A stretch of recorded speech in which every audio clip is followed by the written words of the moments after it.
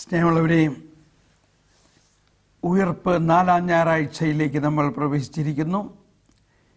ഉയർപ്പ് കാലം തുടർന്നുകൊണ്ടിരിക്കുന്നു. വാസ്തവത്തിൽ ജീവിതത്തിൽ എന്നും തുടർന്നുകൊണ്ടിരിക്കുന്ന ഒന്നാണ് ഉയർപ്പ് കാലം.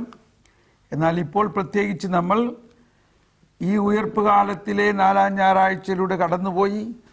ഉയർപ്പിന് ശേഷമുള്ള 40 ദിവസങ്ങൾ ഉയർത്തെഴുന്നേറ്റ കർത്താവ് അപ്പസ്തോലന്മാരോടും സഭയിലെ ആദ്യ വിശ്വാസികളോടും ഒപ്പം അവരോടൊപ്പം ഉണ്ടും ഉറങ്ങി ജീവിച്ച ആ കാലഘട്ടമാണ് നമ്മളിപ്പോൾ കടന്നുപോയിക്കൊണ്ടിരിക്കുന്നത്. ഈ കാലഘട്ടം വളരെയധികം വിസ്മയനീയത നിറഞ്ഞൊരു കാലഘട്ടമാണ്. അതിനെക്കുറിച്ച് സുവിശേഷത്തിലോ പ്രബോധനങ്ങളിലൊന്നും നമുക്ക് വേണ്ട മാതിരി ഉള്ള വെളിച്ചം കിട്ടുന്നില്ല. 40 ദിവസം യേശു എങ്ങനെ ഈ അപ്പസ്തോലന്മാരുടെ കൂടെ ജീവിച്ചപ്പോൾ അവർക്കുണ്ടായ അനുഭവങ്ങൾ അധികം എവിടെയും രേഖപ്പെടുത്തി നമ്മൾ കേട്ടിട്ടില്ല. അതിനുശേഷം ആണ് ഈശോയുടെ സ്വർഗാരോഹണം. ആ സ്വർഗാരോഹണം വലിയ പ്രാധാന്യമുള്ള ഒരു ചരിത്ര സംഭവമാണ്. അതിനുശേഷം പെന്തക്കോസ്ത. അപ്പോൾ ഇതിലേക്ക് നമ്മൾ കടന്നുപോയിക്കൊണ്ടിരിക്കുകയാണ്. ഇന്നത്തെ നമ്മുടെ സീറോ മലബാർ ആരാധനാക്രമം അനുസരിച്ചുള്ള വായനകളിൽ ഒന്നാം വായന ഏശയ്യായുടെ പ്രവചന ഭാഗത്തിൽ കർത്താവിൻ്റെ ദാസനെക്കുറിച്ചും ആ കർത്താവിൻ്റെ ദാസനായ ഈശോയിലൂടെ വരാനിരിക്കുന്ന രക്ഷയെക്കുറിച്ചുമുള്ള പ്രവചനഗീതമാണ്. 49-ാം അധ്യായത്തിൽ 13 മുതൽ 23 വരെയുള്ള ഭാഗം. രണ്ടാം വായന അപ്പസ്തോല പ്രവർത്തനങ്ങളിൽ 8-ാം അധ്യായത്തിൽ ഫിലിപ്പോസിലൂടെ ഉണ്ടായ വലിയ സംഭവങ്ങളാണ്. അതിൽ സമരിയ പട്ടണത്തിൽ ഫിലിപ്പോസ് ചെല്ലുകയും അവിടെ പരിശുദ്ധാത്മാവ് ധാരാളമായി പ്രവർത്തിക്കുകയും ചെയ്ത കാര്യം. 3-ാം വായന എഫേസോസുകാർക്ക് എഴുതിയ ലേഖനത്തിൽ 2-ാം അധ്യായം 1 മുതൽ 7 വരെയുള്ള വചനങ്ങളിൽ ഈ രക്ഷ ദൈവത്തിൻ്റെ ദാനമാണെന്നും നമ്മൾ പാപം വഴി മരിച്ചവരായിരുന്നിട്ടും കരുണാസമ്പന്നനായ ദൈവം നമ്മോട് കാണിച്ച മഹത്തായ സ്നേഹത്താൽ, കരുണാസമ്പന്നനായ ദൈവം, ജോൺ പോൾ രണ്ടാമൻ്റെ 2-ാമത്തെ ചാക്രിക ലേഖനത്തിൻ്റെ പേരിതായിരുന്നു, ദേവീസ് ഇൻ മെസറിക്കോർഡിയ, കരുണാസമ്പന്നനായ ദൈവം. സുവിശേഷം ആണ് വളരെ മനോഹരമായ ഒരു സുവിശേഷ ഭാഗം. ഈശോ അന്ത്യത്താഴം കഴിഞ്ഞിട്ട് പെസഹ ആചരിച്ചു കഴിഞ്ഞ് വിശുദ്ധ കുർബാന സ്ഥാപിച്ചു കഴിഞ്ഞ് പുതിയ കൽപ്പന നൽകിക്കഴിഞ്ഞ് ഇതാ പീഠാനുഭവത്തിൻ്റെ ആരംഭത്തിലേക്ക് പോകുമ്പോൾ ഈശോയുടെ ഹൃദയം ഈ വരാനിരിക്കുന്ന ഭയാനകമായ വേദനകൾ കൊണ്ട് നിറഞ്ഞിരിക്കുകയാണ്. ആ വേദന അപ്പസ്തോലന്മാരോട് പങ്കുവയ്ക്കുമ്പോൾ അവരുടെ ഹൃദയം വേദനിക്കുന്നുണ്ട്. ആ വേദന മനസ്സിലാക്കിയിട്ട് ഈശോ പറയുകയാണ്, അല്പസമയം കഴിഞ്ഞാൽ നിങ്ങൾ എന്നെ കാണുകയില്ല, വീണ്ടും അല്പസമയം കഴിഞ്ഞാൽ നിങ്ങൾ എന്നെ കാണും. സ്നേഹമുള്ളവരെ, ഇവിടെ അല്പസമയം ഈശോ പറയുന്നത് ഈ വരാനിരിക്കുന്ന ഈശോയിലൂടെ സംഭവിക്കാനിരിക്കുന്ന രക്ഷാകര പദ്ധതികളിൽ അല്പസമയം കഴിഞ്ഞാൽ നിങ്ങൾ എന്നെ കാണുകയില്ല, ഞാൻ പീഡ സഹിച്ച് മരിക്കും എന്നതാണ്. എന്നാൽ അല്പസമയം കഴിഞ്ഞാൽ നിങ്ങൾ എന്നെ കാണും എന്നത് 3 ദിവസം കഴിഞ്ഞാൽ ഞാൻ ഉയർത്തെഴുന്നേൽക്കും. ആ ഉയർപ്പ് ഈ പ്രപഞ്ചത്തെ മുഴുവനും പുതിയതാക്കുന്ന വലിയ ഒരു സന്തോഷമാണ്. അതാണ് സദ്വാർത്തയുടെ ഏറ്റവും പ്രധാന കാര്യം. അപ്പോൾ അവരുടെ ശിഷ്യന്മാരിൽ ചിലർ പരസ്പരം പറഞ്ഞു, അല്പസമയം കഴിഞ്ഞാൽ നിങ്ങൾ എന്നെ കാണുകയില്ല, വീണ്ടും അല്പസമയം കഴിഞ്ഞാൽ നിങ്ങൾ കാണുമെന്നും ഞാൻ പിതാവിൻ്റെ അടുത്തേക്ക് പോകുന്നു എന്നും അവൻ നമ്മളോട് പറയുന്നതിൻ്റെ അർത്ഥം എന്താണ്? സ്നേഹമുള്ളവരെ, അന്ന് അവർ അർത്ഥം അന്വേഷിച്ചു. എന്നാൽ ഇന്ന് നമ്മൾ ആ അർത്ഥം മനസ്സിലാക്കി ജീവിക്കുന്നവരാണ്. എന്നിരുന്നാലും അത് കൂടുതലായി നമ്മൾ മനസ്സിലാക്കേണ്ടിയിരിക്കുന്നു. അല്പസമയം എന്നതുകൊണ്ട് അവൻ എന്താണ് അർത്ഥമാക്കുന്നത്? അവൻ പറയുന്നത് എന്താണെന്ന് നമുക്ക് അറിഞ്ഞുകൂടാ. ഇതായിരുന്നു അന്നത്തെ പ്രത്യേകത. എന്നാൽ ഈശോയുടെ ഉത്ഥാനത്തിന് ശേഷം ഇത് അവർക്ക് മനസ്സിലായി. ഇത് നമുക്കും ഇപ്പോൾ മനസ്സിലായിരിക്കുന്നു. സത്യമായി ഞാൻ നിങ്ങളോട് പറയുന്നു, 20-ാമത്തെ വചനത്തിൽ, നിങ്ങൾ കരയുകയും വിലപിക്കുകയും ചെയ്യും, എന്നാൽ ലോകം സന്തോഷിക്കും. അതായത് യേശുവിനെ പീഡിപ്പിക്കുകയും തിരസ്കരിക്കുകയും നിന്ദിക്കുകയും വധിക്കുകയും ചെയ്യുമ്പോൾ അത് കണ്ടു നിൽക്കാൻ നമുക്ക് സാധിക്കില്ല. അപ്പോസ്തലന്മാരോട് പറയുകയാണ്, നിങ്ങൾ വിലപിക്കും. തീർച്ചയായിട്ടും നമ്മൾ പെസഹ ദിവസങ്ങളിൽ, വലിയ ആഴ്ചകളിൽ അത്തരത്തിലുള്ള ഒരു വിലാപത്തിൻ്റെ മനോഭാവവും വികാരവുമായിരുന്നു.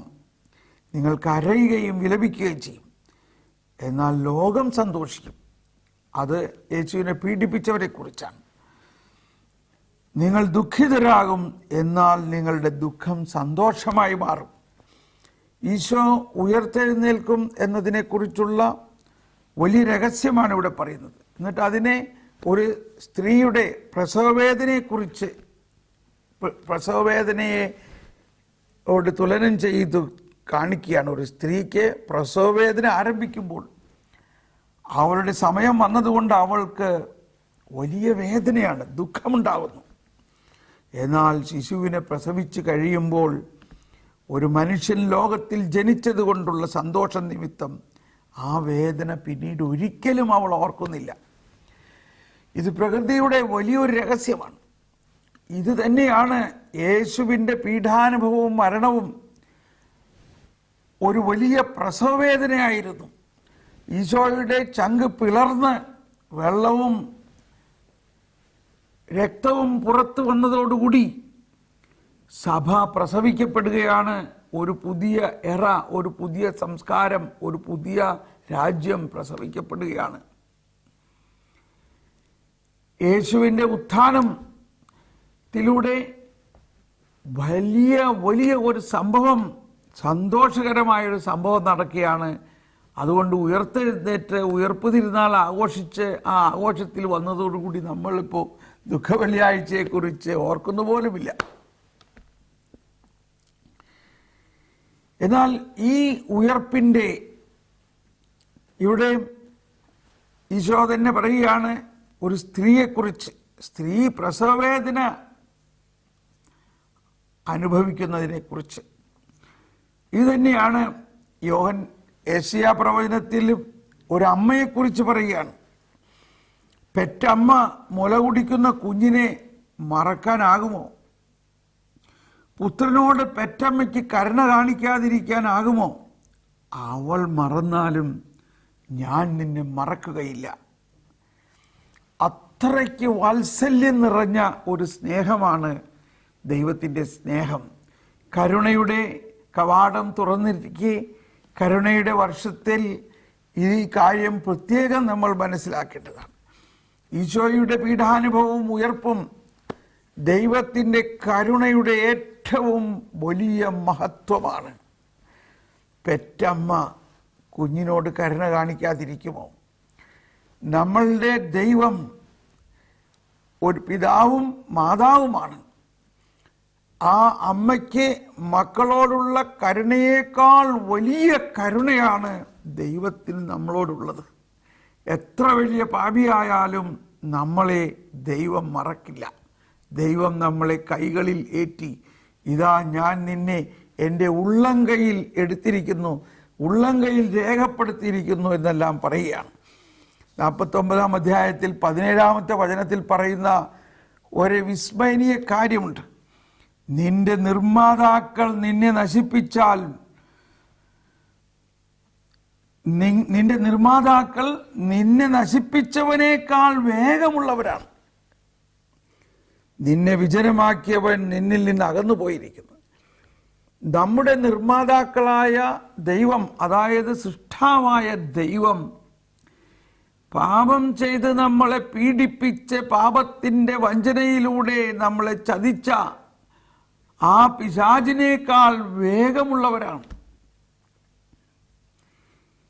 ഇവിടെ നമ്മൾ ഈ ഉയർപ്പിൻ്റെ ഒരു വിസ്മയനീയത ഇവിടെ നമ്മൾ മനസ്സിലാക്കണം. ഉയർപ്പ് തിരുനാൾ ആഘോഷിച്ചു, എന്നാൽ ഈ കാലഘട്ടം മുഴുവനും ആ ഉയർപ്പിനെ കുറിച്ച് തന്നെ നമ്മൾ പഠിച്ചുകൊണ്ടിരിക്കുകയാണ്. നിന്റെ നിർമ്മാതാക്കൾ നിന്നെ നശിപ്പിച്ചവരെക്കാൾ വേഗമുള്ളവരാണ്. ആദവും ഹവ്വയെയും പാപത്തിലേക്ക് വീഴ്ത്തിയ വഞ്ചന നിറഞ്ഞ പിശാച് വാസ്തവത്തിൽ ദൈവത്തിൻ്റെ ഒരു സൃഷ്ടി മാത്രമാണെന്ന് പല പ്രാവശ്യം നമ്മൾ കേട്ടിട്ടുണ്ട്. ദൈവം സൃഷ്ടാവ്, ദൈവം നിർമ്മാതാവ്, ദൈവം സൃഷ്ടാവ്, ദൈവം സർവാധിപനൻ. ആ സർവാധിപന്റെ വേഗവും സർവാധികന്റെ പരമോന്നത അധികാരവും ശക്തിയും ഉയർപ്പിൽ പ്രകടമായി.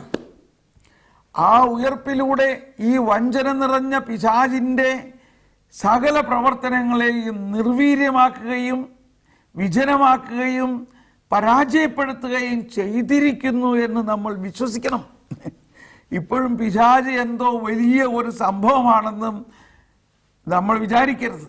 പിശാചിന് ശക്തിയുണ്ട്, എന്നാൽ പിശാച് ഒരു സൃഷ്ടി മാത്രമാണ്. പിശാച് മാലാഖമാരായിരുന്നപ്പോഴും ഒരു സൃഷ്ടി മാത്രമായിരുന്നു. ദൈവത്തിൻ്റെ സൃഷ്ടിയായ മാലാഖമാർ വഴിപിഴച്ചാണ് പിശാചുണ്ടായതെന്നും പിശാച് സൃഷ്ടിയാണെന്നും നമ്മൾ മനസ്സിലാക്കണം. കാറ്റഗിസത്തിൽ 395 ഖണ്ഡികയിലാണ്. ഇത് മനസ്സിലാകുമ്പോൾ തന്നെ നമുക്ക് വലിയൊരു സമാധാനവും വലിയൊരു കരുതലും ഉണ്ടാകുകയാണ്. എന്നിരുന്നാലും പിശാചിൻ്റെ പ്രവർത്തനം ഇപ്പോഴും നടന്നുകൊണ്ടിരിക്കുന്നതിൻ്റെ കാരണം ഈ ദൈവരാജ്യത്തിൻ്റെ പൂർത്തീകരണം സംഭവിച്ചുകൊണ്ടിരിക്കുന്നു എന്നതിലാണ്. അത് പിശാചിൻ്റെ പ്രവർത്തനം നടന്നുകൊണ്ടിരുന്നാലും അത് ദൈവരാജ്യത്തിൻ്റെ പ്രവർത്തനത്തിനെ തടസ്സപ്പെടുത്തുക സാധ്യമല്ല. അത്രയ്ക്ക് വലുതാണ് ദൈവരാജ്യ ശക്തി. അതുകൊണ്ടാണ് ഈശോ നല്ല വിത്ത് വീണതിൻ്റെ ഇടയിൽ കള വീണപ്പോൾ ഈശോ പറഞ്ഞു, ആ ഉപമയിൽ പറഞ്ഞു യജമാനൻ, അത് വളർന്നോട്ടെ, അതും കൂടെ വളർന്നോട്ടെ. അത് നല്ല വിത്തുകൾക്ക് ഒരു ദൂഷ്യവും ചെയ്യില്ല. അത് കൊയ്ത്ത് കാലത്ത് ഞാനത് പറിച്ച് മാറ്റിക്കളഞ്ഞോളാം. അപ്പോൾ കൊയ്ത്ത് വരെ, അതായത് ലോകാവസാനം വരെ ഈ തിന്മയുടെ ശക്തികൾ നമ്മുടെ ഇടയിൽ ഉണ്ടാകും. അതുണ്ടായെന്ന് വിചാരിച്ചുകൊണ്ട് നന്മ അത്രയ്ക്ക് വലിയ ശക്തിയായതുകൊണ്ട് ഈ തിന്മയുടെ ശക്തിക്ക് നന്മയെ അകറ്റുക സാധ്യമല്ല. ഇത് വലിയൊരു സത്യമാണ്. ഇങ്ങനെയാണ് ദൈവികതയെ നമ്മൾ മനസ്സിലാക്കേണ്ടത്. അപ്പോൾ ഉയർത്തെഴുന്നേൽക്കുന്നതിന് മുൻപ് മരിച്ച യേശു പാതാളത്തിലേക്ക് ഇറങ്ങി.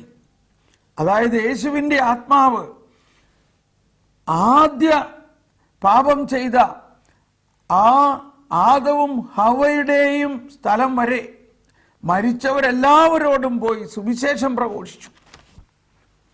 മരിച്ചവരെല്ലാവരോടും പോയി സുവിശേഷം പ്രഘോഷിച്ച് ആദത്തെയും ഹവ്വയെയും ആദ്യം തന്നെ അവരുടെ ആ ബന്ധനത്തിൽ നിന്നും മാറ്റി, ആ പാപം മൂലമുണ്ടായ അവസ്ഥയിൽ നിന്നും മാറ്റി അവരെ സ്വർഗത്തിലേക്ക് കരയറ്റി എന്നുള്ളതാണ്. അതാണ് പാതാളത്തിലേക്ക് ഇറങ്ങിയതിൻ്റെ അർത്ഥം. He descended into hell. കാറ്റഗിസത്തിൽ 632 മുതൽ 635 വരെയുള്ള ഖണ്ഡികയിൽ ഇത് പറയുന്നുണ്ട്. എന്തിനാണ് ഈശോ പാതാളത്തിലേക്ക് ഇറങ്ങിയത്? പാതാളത്തിലേക്ക് ഇറങ്ങിയത് നരകത്തിൽ കിടക്കുന്നവരെ മോചിപ്പിക്കാനല്ല, മറിച്ച് അബ്രാഹത്തിൻ്റെ മടിയിൽ അഥവാ വിമോചനം കാത്ത് ദൈവത്തിൻ്റെ രക്ഷയ്ക്ക് വേണ്ടി ദാഹിച്ചിരിക്കുന്ന ആദവും ഹവ്വയും വരെയുള്ള എല്ലാവരോടും ഈശോ സുവിശേഷം പ്രഘോഷിച്ചു. അത് ഒറ്റ ദിവസം കൊണ്ട്, വളരെ ചുരുങ്ങിയ സമയം കൊണ്ട് ഈശോ മരിച്ചു, ആ ഉയർപ്പിന് മുമ്പുള്ള ആ സമയത്ത് ഈശോ ഇവിടെ ശരീരം അവിടെ കബറിടത്തിലാണെങ്കിലും ഈശോയുടെ ആത്മാവ് പ്രപഞ്ചത്തിൻ്റെ യുഗത്തിൻ്റെ ആരംഭങ്ങളിലേക്ക് വരെ കടന്നു ചെന്ന് അതുവരെയുള്ള എല്ലാ ആത്മാക്കളോടും സുവിശേഷം പ്രഘോഷിച്ചുകൊണ്ട്, അതാണ് നിന്നെ നിർമ്മിച്ചവൻ വേഗമുള്ളവനാണ്, നിന്നെ നശിപ്പിച്ചവനേക്കാൾ വേഗമുള്ളവനാണ് നിന്നെ നിർമ്മിച്ചവൻ. മനുഷ്യവംശത്തെ നശിപ്പിച്ച പിശാചിനെ പരാജയപ്പെടുത്തിക്കൊണ്ട് പിശാചിന്റെ കരവലയത്തിൽ നിന്നും മനുഷ്യവംശത്തെ രക്ഷിച്ചത് ആദ്യം തന്നെ പാപത്തിന് പരിഹാരം ചെയ്ത് ആദവും ഹവ്വയും ചെയ്ത ഉത്ഭവപാപത്തിന് പരിഹാരം ചെയ്തുകൊണ്ട് ആ ഉത്ഭവപാപത്തിൻ്റെ കാരണക്കാരായ ആദിമാതാപിതാക്കളെ കൈപിടിച്ച് ഉയർത്തി സ്വർഗത്തിലേക്ക് എടുത്തു എന്നതാണ്. ഇത് വിശ്വസിക്കുമ്പോഴാണ് നമ്മുടെ ഹൃദയത്തിൽ വലിയ ഒരു സന്തോഷമുണ്ടാകുന്നത്. ഉയർപ്പിൻ്റെ ആ അപരിമേയമായ ശക്തി, അതാണ് പൗലോസ് എപ്പോഴും പറയുന്നത്. ആ അപരിമേയമായ ശക്തിയുടെ മഹനീയത എത്രത്തോളം ഉണ്ടെന്ന് ഞാൻ വെളിപ്പെടുത്തട്ടെ. രണ്ടാമത് മനസ്സിലാക്കേണ്ടത് യേശുവിൻ്റെ ഉയർപ്പ്, യേശുവിൻ്റെ ഉയർപ്പിലൂടെ ആ മഹത്വീകരണം സർവ മനുഷ്യവംശത്തിനും ദൈവം നൽകിക്കഴിഞ്ഞിരിക്കുന്നു എന്നുള്ളതാണ്. പാപം മൂലം കലുഷിതമായ മനുഷ്യവംശത്തെ മുഴുവനും ആ പാപത്തിൽ നിന്നും മോചിപ്പിച്ച് കഴിഞ്ഞു. ആദവും ഹവ്വയും വരെ സ്വർഗത്തിലേക്ക് കയറ്റി കഴിഞ്ഞു. ഇന്ന് ജീവിച്ചിരിക്കുന്നവരും വരാനിരിക്കുന്ന കാലത്ത് ജീവിക്കുന്നവരുടെയും പാപത്തിന് ഈശോ പരിഹാരം ചെയ്ത് കഴിഞ്ഞു എന്ന് നമ്മൾ വിശ്വസിക്കണം. മാത്രമല്ല ആ ഉയർപ്പിൻ്റെ ശക്തിയുടെ ഒരു പ്രത്യേകത നമ്മൾ മനസ്സിലാക്കണം. യേശുവിൻ്റെ ശരീരം ഉയർക്കുന്നതിൻ്റെ പ്രത്യേകതയിൽ അതേ പ്രത്യേകത എല്ലാ മനുഷ്യരുടെയും ഉയർപ്പിലും ഉണ്ടാകുമെന്നതാണ്. എന്താണ് അതിൻ്റെ പ്രത്യേകത? ഒന്ന്, സഭാപിതാക്കന്മാരുടെ പ്രബോധനങ്ങളിൽ പറയുന്നത്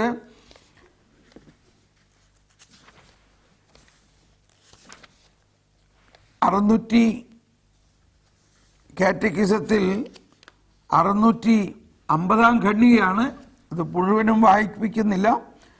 അതായത് മനുഷ്യ ശരീരവും ആത്മാവും അതിൽ ഉള്ള ദൈവിക സ്വഭാവം, മനുഷ്യ ശരീരം മരിക്കുമ്പോൾ ആത്മാവ് അല്ലെങ്കിൽ മനുഷ്യൻ മരിക്കുമ്പോൾ ആത്മാവ് ശരീരത്തെ വിട്ട് സ്വർഗത്തിലേക്ക് പോകുന്നു. ശരീരം ജീർണിക്കുന്നു എങ്കിലും ആ ശരീരത്തിലുണ്ടായിരുന്ന ആത്മീയ ദൈവിക സ്വഭാവം നഷ്ടപ്പെടുന്നില്ല. ഇതൊരു വിസ്മയനീയതയാണ്. ആ ദൈവിക സ്വഭാവമാണ് ശരീരത്തിൻ്റെ ഉയർപ്പിക്കുന്നതും ഉയർത്തിച്ച ശരീരത്തെ ആത്മാവിനോട് ചേർക്കുന്നതും. അപ്പോൾ യേശുവിൻ്റെ ഉയർപ്പ്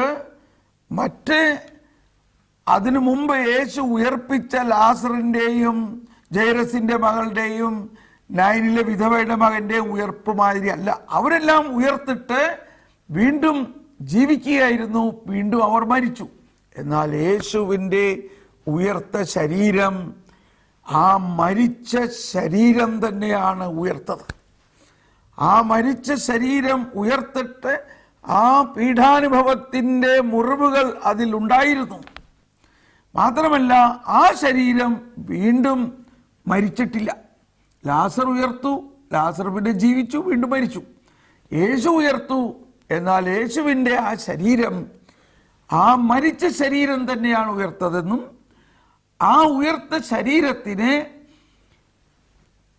സ്ഥലകാല സീമകളെ അതിലംഘിച്ചുകൊണ്ടുള്ള പ്രവർത്തനത്തിന് വിസ്മയനീയമായ പ്രവർത്തനമായിരുന്നു. ആ ഉയർത്ത ശരീരമാണ് നമുക്ക് വിശുദ്ധ കുർബാനയിലൂടെ ലഭിക്കുന്നത്. സ്നേഹമുള്ളവരെ, ഇത് ആണ് വിസ്മയനീയത. ഈശോ ഉയർത്തിട്ട് അപ്പസ്തോലന്മാർക്ക് കണ്ടിട്ട് വിശ്വസിക്കാൻ പറ്റില്ല. അവരാദ്യം വിചാരിച്ചു ഇതൊരു ഭൂതം പോലെയാണ്. അതുകൊണ്ട് ഈശോ വന്നിട്ട് പറഞ്ഞു, നിങ്ങൾ എന്നെ തൊട്ട് നോക്കുവിൻ, ഇതാ എൻ്റെ കയ്യിൽ നിന്ന് ഭക്ഷണം കഴിക്കുവിൻ. ഞാനൊരു ഗോസ്റ്റല്ല, ഞാനൊരു വ്യക്തി തന്നെയാണ്. ആ മരിച്ച ഞാൻ തന്നെയാണ് ഉയർത്തിയിരിക്കുന്നത്. എന്നാൽ ഉയർത്ത യേശു അപ്പസ്തോലന്മാർ കഥ അടച്ചിരിക്കെ അടഞ്ഞ കഥയിലൂടെ കടന്നു വരുന്നു. അതാണ് സ്ഥലകാല സീമകളെ അതിലംഘിക്കുന്ന ആ വിസ്മയാവഹമായ അവസ്ഥ ഉയർത്ത ശരീരത്തിലുണ്ടായിരുന്നു. ആ ഉയർത്ത ശരീരത്തിന് അതിനിഷ്ടമുള്ള മാതിരി രൂപാന്തരപ്പെടാം. ഇതാ ഉയർത്ത് അവർ കണ്ടത് ഒരു തോട്ടക്കാരനായിട്ടാണ്. ഉയർത്തേശു എമ്മാവൂസിലിരിക്കുന്ന ശിഷ്യന്മാരുടെ മുമ്പിലിരുന്ന് അപ്പം വിഭജിച്ചുകൊണ്ടിരിക്കെ പെട്ടെന്ന് അപ്രത്യക്ഷനായി. ആ ഉയർത്ത യേശു അപ്പമായി മാറിയിരിക്കുന്നു. ആ ഉയർത്ത യേശു ഇതാ കടലിന്റെ തിബേരിയോസ് കടക്കരയിൽ വന്നിരിക്കുന്നു, അപ്പം മുറിച്ച് അവർക്ക് കൊടുക്കുന്നു. അപ്പോൾ ഉയർപ്പിന്റെ വിസ്മയാവഹമായ ശക്തിയെ നമ്മൾ ഇനിയും പഠിക്കണം, മനസ്സിലാക്കണം. അതാണ് ഇവിടെ യോഹന്നാന്റെ സുവിശേഷത്തിൽ ഈശോ പറയുന്നത്. നിങ്ങൾ സന്തോഷിക്കും, നിങ്ങളുടെ സന്തോഷം പൂർണ്ണമാകും. എന്തോ ഒരു വലിയ സന്തോഷമാണത് ഈ ഉയർപ്പിന്റെ അനുഭവം എന്ന് പറയുന്നത്. എന്നിട്ട് പറയാണ്, ഇതുവരെ നിങ്ങൾ എൻ്റെ നാമത്തിൽ ഒന്നും തന്നെ ചോദിച്ചിട്ടില്ല, ചോദിക്കുവിൻ നിങ്ങൾക്ക് ലഭിക്കും. അതുമൂലം നിങ്ങളുടെ സന്തോഷം പൂർണ്ണമാകുകയും ചെയ്യും. നമ്മൾ പള്ളിയിൽ പോകുന്നു, നൊവേനയ്ക്ക് പോകുന്നു, പ്രാർത്ഥിക്കുന്നു, ധ്യാനം കൂടുന്നു, ഇതെല്ലാം ചില നിയോഗങ്ങൾ വെച്ചിട്ടാണ്. അത് കിട്ടിക്കഴിഞ്ഞാൽ നമുക്ക് വലിയ സന്തോഷമാണ്.